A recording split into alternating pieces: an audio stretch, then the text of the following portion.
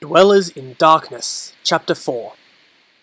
The 5 Toa Mahri stood in a semicircle, staring at the base of the Colosseum. A few moments before, the Toa Haga had vanished down a tunnel in the foundation, heading for Metru Nui knew what. Now it seemed there was nothing for the Mahri to do but wait. "What do you think they'll find down there?" asked Nuparu.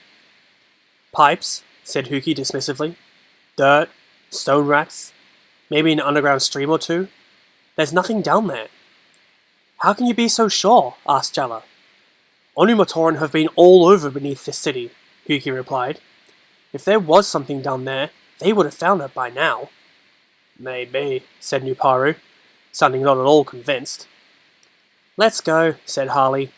"We're not accomplishing anything standing here." The Toa Mahri of Water turned to head back to Metru. That was when she saw the golden crystal floating in the air. She reached out to touch it, and it moved away from her. "What is this?" she asked. "Something you need."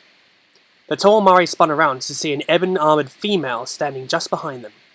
For a second they thought she was a vortex, but a closer look revealed her to belong to a species they had never seen before. She carried a shield, but no weapon that they could see. "They call it the Heart of the Visorak," the figure continued. "It is active now, and its power grows. Wherever it is, the Visorak will come, travelling from everywhere in the known universe to find it. You Toa must take it to the island of Artidax and plant it there. Draw the Visorak to that place, where they can be imprisoned forever." "Right," said Jala. "And who guards Metru Nui while we're gone? You?"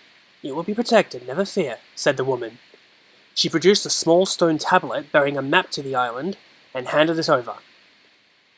"Now you must take the heart and go, before the Visorak descend on this city in search of it. Go, now!" Before the Toa could question her further, the armored woman's body shattered into a million crystalline fragments. The fragments scattered on the breeze. In moments, they were gone. "Well, that was weird," said Kongu. "So what do we do?" asked Nuparu. "If she was telling the truth, this city isn't ready for another full-scale infestation." "It's a big if," said Jala. "So Kongu, Huki, you stay here. Harley, Nuparu and I will go to this Artidax place." The 3 Toa Mahri departed by ship within the hour. Kongu and Huki watched them go, then spent some time agreeing on how best to split up their patrols of the city. Once that was done, they started back for the Colosseum. Neither one noticed a cloud of crystal shards coalescing behind them into the form of their mysterious visitor. And once her shield struck them, knocking them both unconscious, they noticed nothing at all. The trip to Artidax was long, but uneventful. Nuparu kept a careful watch out for Visorak, but saw none the first few days. As they got closer to the island, he would catch a glimpse of the spiders on the shores of islands that they passed. If their visitor was correct, the entire horde would be in pursuit of them now. The first thing Jala noticed when they reached the island was a set of recent tracks. A number of older ones had been partially obscured by the actions of wind and tide, but these looked like they'd been just made. Nearby, various bits of wood floated in the water, apparently the wreckage of a ship or boat. "Well, someone's been here," he said. "And still is." The voice belonged to a tall blue biped, monstrous in appearance, wearing a water-filled helmet on his head. He held a crude stone dagger in his hand. "Takadox!" said Jala in surprise. He and his team had fought Takadox, along with the other Baraki, in the pit. "How did you escape? And where are your friends? Talk, you miserable insect!" "I escaped, as you put it, out of a desire to do my bit for Metru Nui," Takadox answered with a cold smile. "As for my fellow former rulers, they are no doubt rotting in cells by now, where they belong.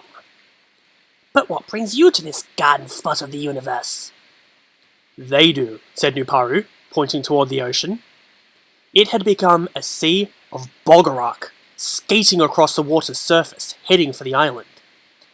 Behind them, floating on pieces of flotsam and jetsam of all types, were thousands more Visorak. All of them were coming right for Artidax. "They're after us," Jella said to Takadox. "But don't worry, we won't be staying long. Of course, they will be." "The entire horde?" said Takadox. "You're carrying the heart of the Visorak. I've heard of it, though never seen it, of course. And you're leading them here. That explains a great deal." "Talk straight, Takadox," said Harley, "or we'll leave you here as company for the spiders." "Not at all a bad idea," said Takadox. Summoning all his willpower, he focused his gaze first on Harley, then on Jalla.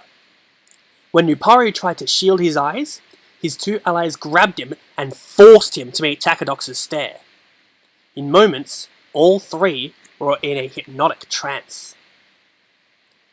"That is more like it," said the Baraki. "A short time ago, two strange beings appeared on the beach in a flash of light. They did not notice me, and I chose to follow and watch. I saw them mounting something on the slope of the largest volcano on the island, and even I could tell what it was for. They were planning to trigger an eruption, and when it happens, this island and everything on it will be ashes." They disappeared as quickly as they came, leaving me with no way to escape the disaster. Until you arrived. Now I will take your boat and leave this rock. Again. While you three stand nice and still, waiting for the end. If you're lucky, very lucky, that volcano will explode before the Visorak get their pincers on you. Chuckling, Takadox climbed on board the Toa's boat. Raising the anchor and adjusting the sail, he started moving away from the coastline of Artadax. Behind him, the three Toa Mahri stood like statues, helpless to stop his departure. And as Takadox's ship vanished over the horizon, and the volcano moved closer and closer to eruption, the first Visorak set their claws on the sands of the island. To be continued.